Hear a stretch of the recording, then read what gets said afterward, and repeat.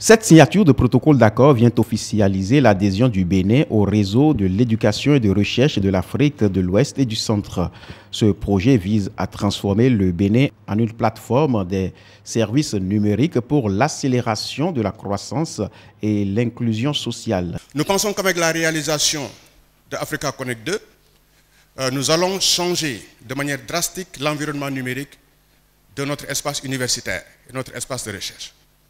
Pour ceux qui se documentent dans ce domaine-là, vous allez vous rendre compte qu'aujourd'hui, au niveau de nos universités, en l'occurrence, la bande passante par étudiant est d'environ, disons, moins de 10 kilobits par seconde jusqu'à peu près 25 kilobits par seconde.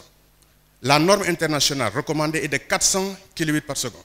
Donc, on voit que nous sommes très loin, n'est-ce pas, disons, de cette norme internationale. Pour le ministre de l'économie numérique et de la communication, trois avantages importants s'offrent au Bénin à travers ce protocole d'accord. À travers cette adhésion donc, à ce réseau régional, eh bien, nous rejoignons quelque chose de plus large que le directeur général a présenté comme étant l'initiative Africa Connect avec ses différentes déclinaisons, qui permet aujourd'hui à ce que les pays comme le Bénin, donc les pays qui seront membres de ce réseau, puissent bénéficier d'autres types en fait, de services plus larges.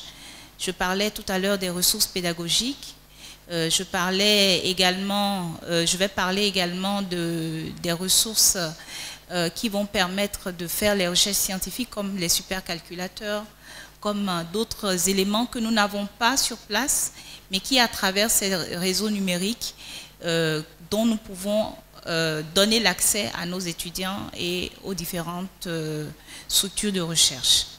L'interconnexion du réseau d'éducation et de recherche au Bénin vient ainsi stimuler la recherche scientifique. Le Bénin, à l'instar des autres nations, suit cette transformation qui se base sur des plateformes de plus en plus ouvertes et globales vers l'Internet.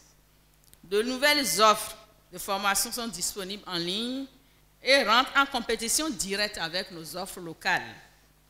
De nouveaux outils de formation sont disponibles et changent les attentes en matière de formation.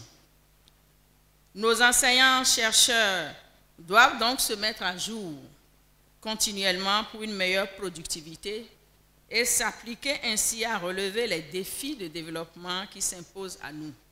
Le développement du numérique dans l'enseignement supérieur et scientifique reste ainsi une priorité pour le gouvernement béninois.